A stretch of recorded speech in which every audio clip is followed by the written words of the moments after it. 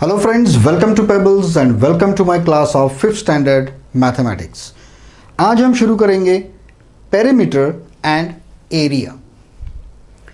ये पहले भी आपको ये कंसेप्ट आपको आ चुकी है, आपको पता है क्या होता है, लेकिन मैं इन शॉर्ट आपको बताता हूँ।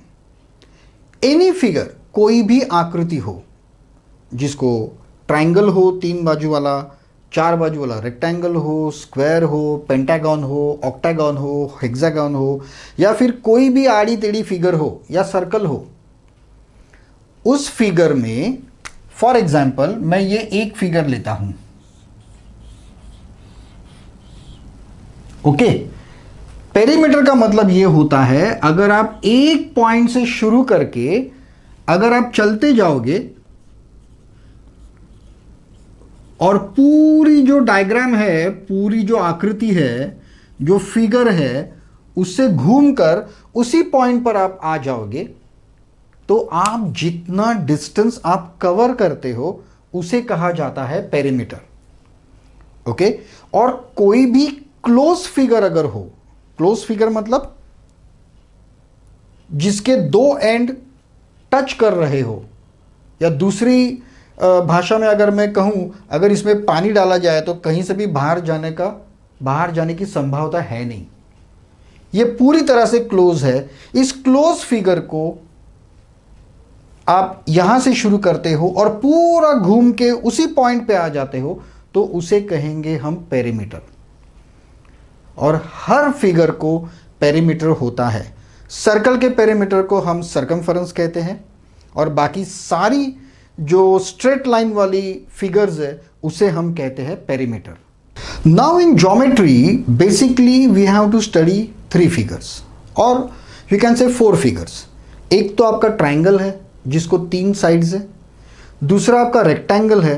क्वाड्रिलैटरल में हमें आपको जो प्रॉब्लम्स आएंगे वो मैक्सिमम ट्रायंगल पे आएंगे, रेक्टेंगल पे आएंगे, स्क्वायर पे आएंगे या सर्कल पे आएंगे। ये 4 प्रकार के प्रॉब्लम्स आपको आ सकते हैं। ठीक है, तो पहले हम देखेंगे कि इनका पेरीमीटर हम कैसे निकालेंगे। ट्रायंगल में तो कोई फॉर्मूला है ही नहीं। अगर आपका इक्विलैटरल ट्रायंगल है जहां तीनों साइड्स अगर सेम है, विच आई से which is a equilateral triangle, जिसको इस प्रकार से हम दिखा सकते हैं, और अगर उसकी एक साइड आपको पता है, सपोज 10, तो मैं सीधा कह दूंगा कि 3 साइड है, इसलिए perimeter is equal to 10 into 3 that is 30। और अगर हमें फॉर्मूला के रूप में लिखना है और अगर 10 की बदले मैं इसको कहता हूं a, तो your perimeter will be 3a, 3 times उसकी side. Now in quadrilateral we are going to study about a rectangle सबसे पहले, एंड देन स्क्वायर। आपको तो पता है कि ये दोनों ही क्वाड्रिलैटरल्स है जिनमें 4 साइड्स है एंड 4 एंगल्स है, but all 4 angles are right angles and opposite sides are equal. Your square is nothing but the special case of your rectangle. Correct. अभी रेक्टेंगल में हम कहते हैं लेंथ एंड ब्रेड्थ, और इसे हम कहते हैं साइड। तो पेरीमीटर ऑफ रेक्टेंगल क्या हुआ? L, ये जैसे L है वैसे ये भी L है, ये भी B है, तो L plus L and B plus B। In short I can write 2L plus 2B। मैं इसे और भी शॉर्ट कर सकता हूं। ब्रैकेट की कंसेप्ट अभी तक आपको पता नहीं है, लेकिन अगर इसको और सिंप्लीफाई करना है तो इन दोनों टर्म में ये 2 जो है वो कॉमन है, तो मैं बाहर लिखता हूं and I can write L plus B।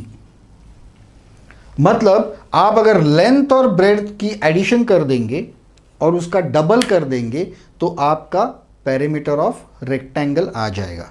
या फिर आप सीधे 2L प्लस 2B ऐसा भी कर सकते हो। अब यहां पे कैसे होगा? यहां पे होगा a plus A plus A plus A 4 बार। क्यों? Because all the sides of the square are equal. So here I can simply write 4a। Correct? Now to find out the perimeter, now about the circle, अब इसे हम perimeter नहीं कहते, इसे हम कहते हैं सरकमफरेंस। ये है पेरीमीटर ही, कंसेप्ट वही है। अगर आप एक पॉइंट पे खड़े रहोगे और चलने को शुरुआत करोगे और घूम के अगर उसी पॉइंट पे आ जाओगे तो कितना डिस्टेंस आप कवर करते हो, उसे सर्कल का पेरीमीटर या फिर सरकमफरेंस कहा जाता है। और इसका फॉर्मूला है 2 into pi into R, where R is the radius, और ये पाई की जो वैल्यू है आप 22/7 ले सकते हो या फिर 3.14 ले सकते हो। बट मोस्टली अगर आपको प्रॉब्लम्स आते हैं तो वो वैसे ही रहेंगे जिसको 7 से आप डिवाइड कर सको। मतलब इस पाई को 2 into 22/7 into R, this is the formula for the circumference of the circle.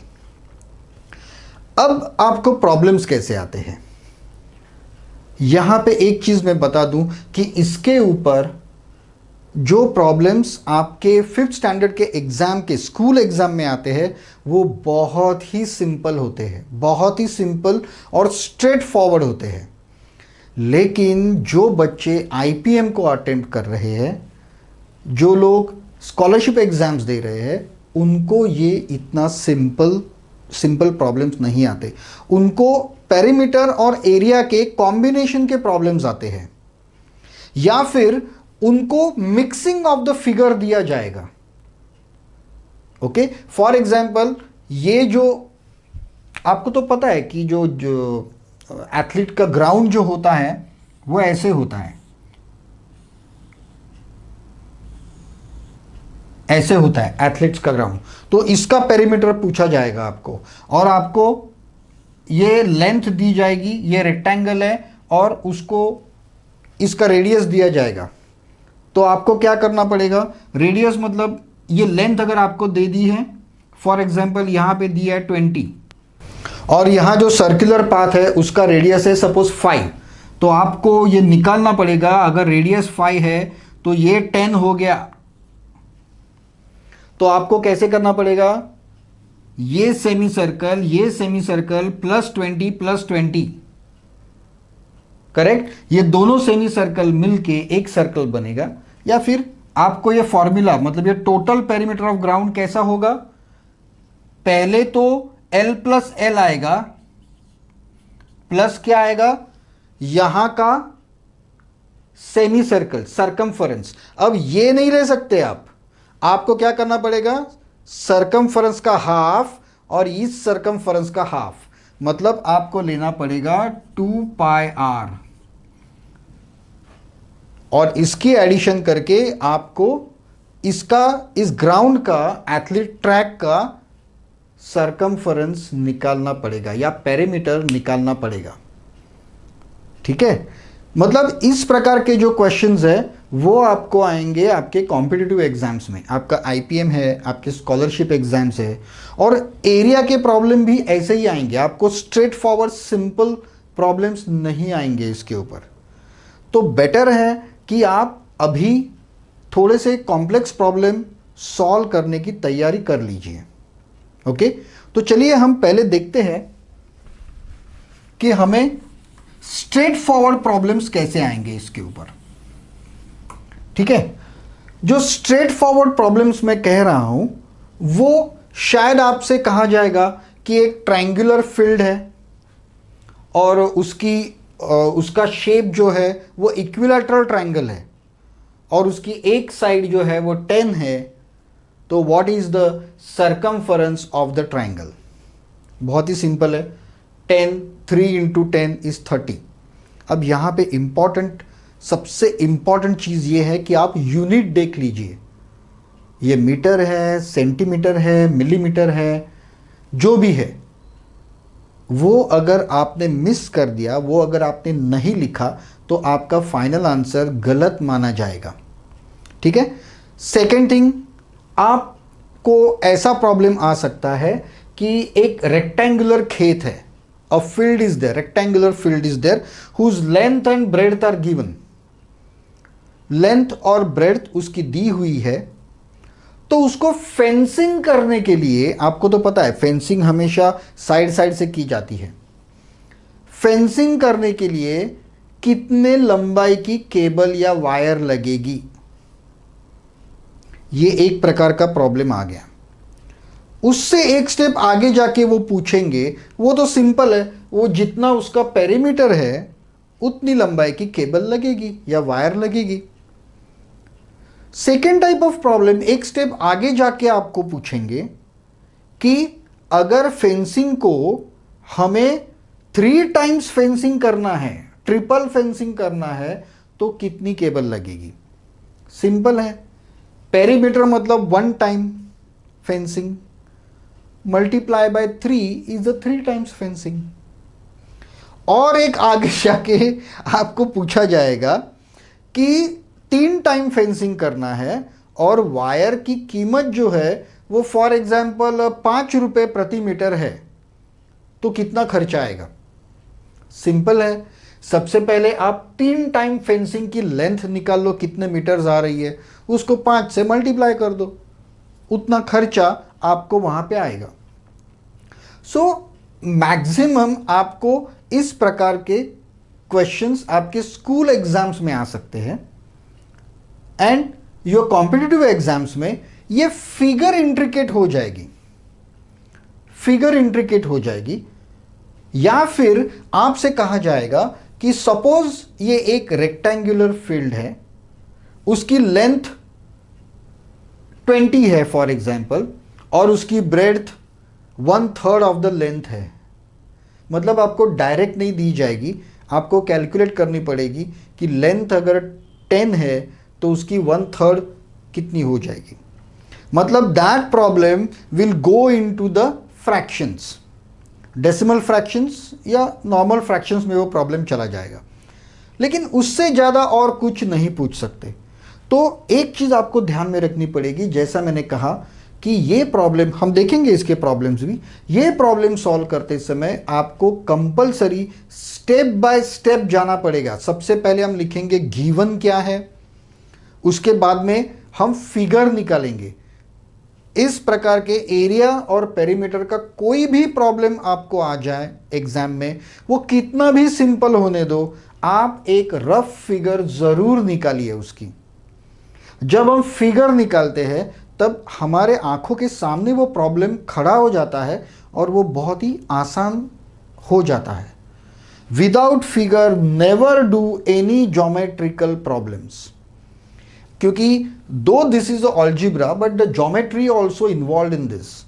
तो बिना फिगर के ये प्रॉब्लम्स कभी मत करना, क्योंकि मैंने देखा है कि बच्चों को फॉर्मूला पता है, उनको कैलकुलेशंस आ रहे हैं, लेकिन उन्होंने गलत जज कर दिया, जजमेंट ही उनका गलत हो गया, तो वो पूरा प्रॉब्लम रॉन्ग हो गया। तो इसके लिए we have to draw the rough figure. हाथ से निकालिए, वो रूलर स्केल वगैरह लेके निकालने की ज़रूरत नहीं है, अगर टाइम ज़्यादा हो तो निकालिए, लेकिन हाथ से फिगर निकालिए, रफ फिगर निकालिए। और ये जो आदत है वो आपकी, जब तक आप स्कूल या कॉलेज में मैथ्स कर रहे हो तब तक ये आदत आपको होनी चाहिए कि बिना फिगर निकाले, रफ फिगर बिना निकाले, ज्योमेट्री का कोई प्रॉब्लम सॉल्व नहीं करने का। This is as simple. ठीक है, तो अब इसके ऊपर जैसा मैंने फेंसिंग का प्रॉब्लम जैसा मैंने बताया कि आपको सिंगल फेंसिंग करनी है, 2 टाइम्स करनी है, 3 टाइम्स करनी है, या फिर फेंसिंग का खर्चा निकालना है, ये आपके एट द मोस्ट प्रॉब्लम्स हो सकते हैं।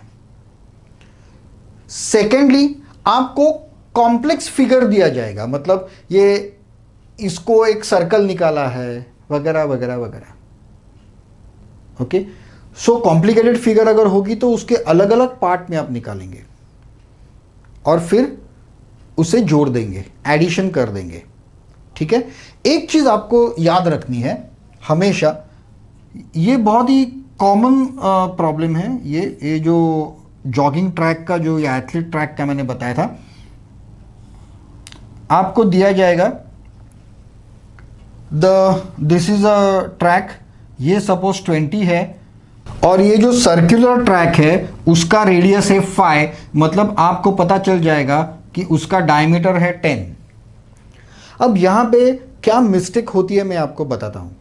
बच्चों को इमीडिएटली पता चलता है कि हमें सबसे पहले रेक्टेंगल का पेरीमीटर निकालना है, और ये दो सेमी सर्कल निकाल के एक जोड़ के एक सर्कल बनेगा। तो उनको फॉर्मूले पता है, वो लोग निकालते हैं सीधा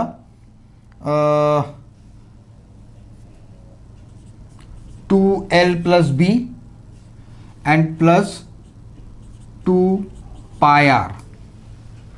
लेकिन ये गलत है। क्यों? क्योंकि यहां पे आप क्या कर रहे हो, यहां पे आप ये भी काउंट कर रहे हो, ये दो साइड्स रेक्टेंगल के, जहां पे कोई जाने वाला नहीं है। आपका जो जॉगिंग ट्रैक है वो यहां से ये सर्कल घूम के आने वाला है। ओके, ये सर्कल घूम के आने वाला है, तो यहां पे ब्रेड्थ का तो सवाल ही नहीं उठता। तो यहां पे आपका सिर्फ 2l + 2πr आएगा। ये आपको पेरीमीटर में काउंट नहीं करना है। और मैंने देखा है कि 80% बच्चे इसको काउंट कर लेते हैं, क्योंकि वो फिगर को स्प्लिट तो बराबर करते हैं, रेक्टेंगल प्लस सर्कल, लेकिन रेक्टेंगल लेते समय वो उसकी ब्रेड्थ भी कैलकुलेट करते हैं। क्या आपने कभी किसी एथलीट को यहां से ऐसे जाते हुए देखा है क्या? नहीं, ये प्रैक्टिकल प्रॉब्लम है, वो ऐसे घूम के ही जाएगा। तो ये कभी पेरीमीटर का हिस्सा हो ही नहीं सकता। इंटरनल पार्ट पेरीमीटर सिर्फ कॉर्नर से होता है, साइड से होता है। तो ये चीज याद रखिए। ये तो मैंने एक सैंपल फिगर लिया है, अगर कोई भी फिगर हो तो याद रखिए जो इंटरनल लाइंस है वो कभी भी पेरीमीटर में काउंट नहीं होगी। ठीक है, तो अब हम इसके ऊपर कुछ प्रॉब्लम्स देखते हैं। मोस्टली इसके ऊपर वर्ड प्रॉब्लम्स आते हैं। वर्ड प्रॉब्लम सॉल्व करते समय आपको कंपलसरी गिवन लिखना है या फिर रफ फिगर निकाल के उसके ऊपर आपको राइट अप करना है, और फिर फॉर्मूला लिखना है, और फिर उसको सॉल्व करना है। तो चलिए इसके ऊपर कुछ प्रॉब्लम्स देखते हैं हम। मैं सिंपल जो जहाँ पे डायरेक्टली लेंथ ब्रेड दी हुई है और पेरीमीटर निकालने के लिए कहा है वो प्रॉब्लम्स मैं नहीं लूँगा, वो बहुत ही आसान प्रॉब्लम्स है और आप खुद कर सकते हो उसको। हम थोड़े से कॉम्प्लिकेटेड प्रॉब्लम लेंगे जहाँ पे हम सब कुछ कर सकते हैं। तो चलिए एक कॉम्प्लेक्स प्रॉब्लम देखते हैं।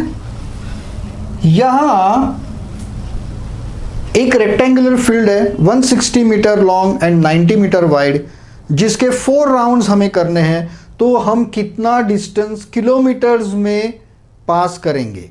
तो चलिए सबसे पहले हम एक रफ फिगर निकालते हैं। This is the rectangular field 160 meters long and 90 meters wide. How many rounds we have to take? 4 rounds. And what we have to find out? We have to find out distance covered in kilometers. अब ये चीज आपको ध्यान में रखनी है। जब आप फाइनल आंसर लिखोगे वो किलोमीटर में ही लिखना पड़ेगा, क्योंकि उन्होंने किलोमीटर में पूछा है, लेकिन उन्होंने ये जो साइड्स है वो मीटर्स में दिए हुए हैं। करेक्ट? तो पहले हमें क्या करना पड़ेगा?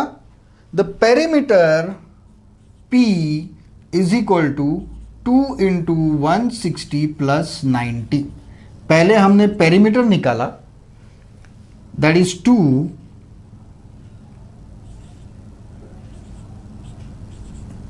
250 and this is nothing but 500 meter perimeter. We have to make 4 rounds around that particular field. So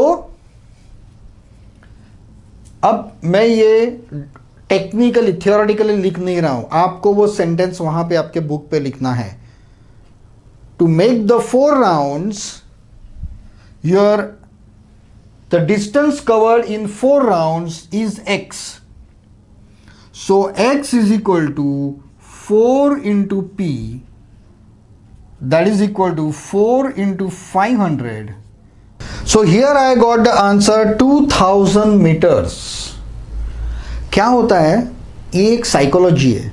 जब भी ऐसा इजी सम अगर बच्चों को लगा कि हमें ये इजी सम है तो वो फटाफट सॉल्व कर देते हैं और बाद में जैसे जैसे एंड तक आता है उसको छोड़ देते हैं. मैं बेट लगाता हूं कि कम से कम 80% लोग ये 2000 ये लिखेंगे आंसर में, लेकिन फिर वो रॉन्ग है. 2000 meters is 2 kilometers. So your final answer will be, we have to cover 2 kilometers. You have to convert this 2000 meters into kilometers. So you have to divide by 1000. So your answer is 2 kilometers. Okay, don't forget this.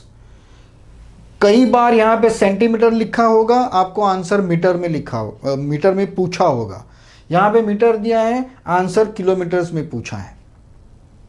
Okay, अब इसको मैं extend अगर मुझे करना है इसको, तो मैं कुछ भी पूछ सकता हूँ. अगर मेरी साइकिल है जिसका स्पीड सो एंड सो है तो कितना टाइम लगेगा. Okay, such questions can be modified for the further marks. और एक एग्जाम्पल लेते हैं आगे का.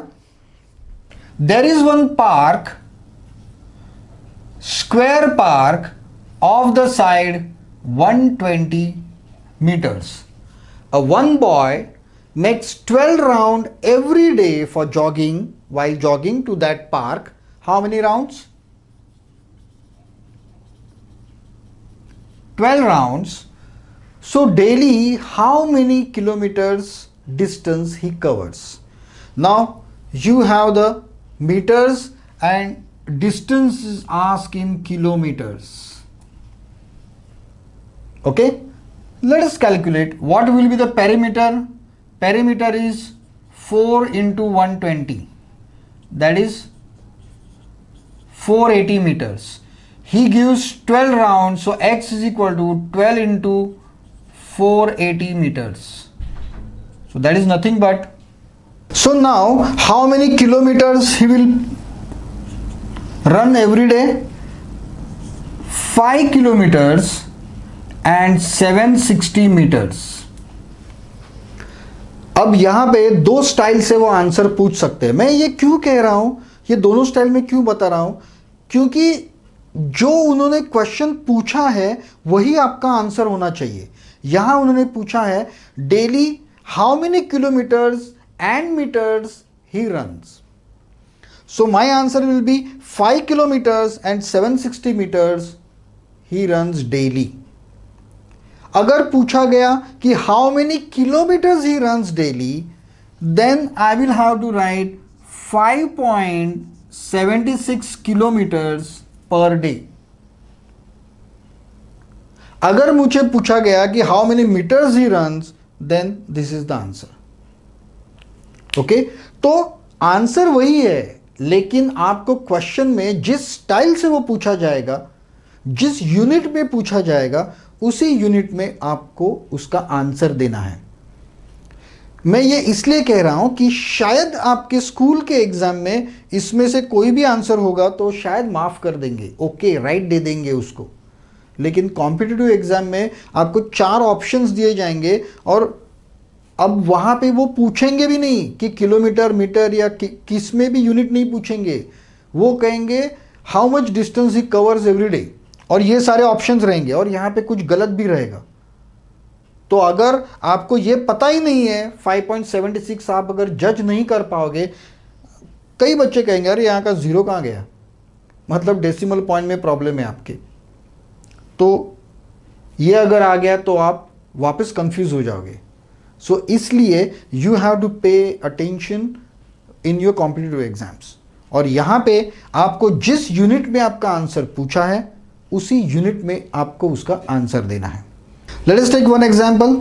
देयर इज वन प्लॉट और a field of a rectangular size चलो तो एक रेक्टेंगल निकालेंगे पहले हम। The length and width is given 50 metres and 30 metres. If we have to do triple fencing, आप लिखिए गिवन क्या है, ट्रिपल फेंसिंग, और फेंसिंग का रेट है 60 रुपीज पर मीटर। मीन्स वो वायर की कीमत है 60 rupees per metre. So what will be the cost for the triple fencing. अब फेंसिंग करना है मतलब हमें पेरीमीटर निकालना है। Okay, so my perimeter will be 2 into 50 plus 30. So it is 2 into 80. So it is 160 meters. Now for triple fencing, you have to write there, for triple fencing, the total length of wire required is X is equal to 3 into P, that is 3 into 160, that is 480 meters. मैंने यहाँ पे statement लिखा नहीं है, लेकिन आपको यहाँ लिखना है। मैं आपको स्पून फीडिंग नहीं कर रहा हूँ, आपको भी आपकी तरफ से कुछ एफर्ट्स यहाँ पे डालने हैं कई बार। और ये मैं इसलिए करता हूँ कि आप ऑनलाइन स्टडी कर रहे हो। कई बार ऐसा होता है कि कुछ समय बाद हम बोर होने लगते हैं, हमारा कंसंट्रेशन यहाँ से वहाँ होता है। तो उस समय अगर मैंने आपको खुद से कुछ करना हो तो आपका माइंड अलर्ट रहेगा। सो इसीलिए मैं आपको बीच बीच में कहता हूँ कि ये आपको लिखना है तो आप लिखिए। जैसे मैं जैसे लिख रहा हूँ वैसे आप अगर आपके नोटबुक में सॉल्व कर रहे हो तो आप लिखिए the length of the wire required for the triple fencing is X meters, and hence X is equal to this and 480 meters. Now we have to calculate the cost. 60 rupees is per meters. So आपको पता होगा कि जैसा मैंने आपको कहा था, अगर 1 मीटर वायर को 60 रुपीज चाहिए तो 480 मीटर्स वायर्स को हाउ मेनी रुपीज। कोई डाउट ही नहीं, डिवाइड करना है या मल्टीप्लाई करना है कुछ संबंध नहीं है, हम सीधा सीधा अपने फॉर्मूले में लिख देंगे। And here you know we should multiply and divide. So 480 into the cost is equal to 480 into 60 upon 1 divided by 1 हम नहीं लेंगे यहाँ पे याद रखिए मीटर के नीचे मीटर, रुपीस के नीचे रुपीस आने चाहिए। So my answer is 28,800 rupees is my answer. Okay, यहां मैंने प्योर कैलकुलेशन पार्ट दिखाया है, बीच के स्टेटमेंट्स जो है वो आपको खुद लिखने हैं।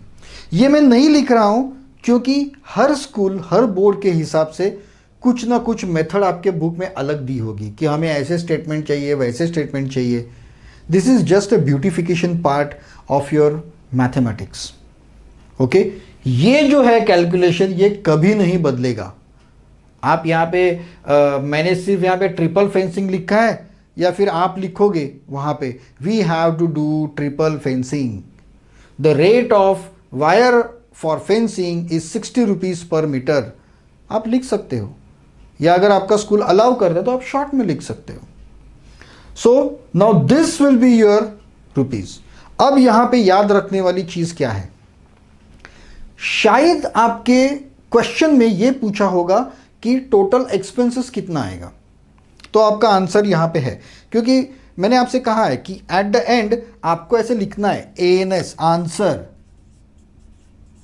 आंसर, और यहां पे ब्रैकेट में आपको आंसर लिखना है, that is your final answer.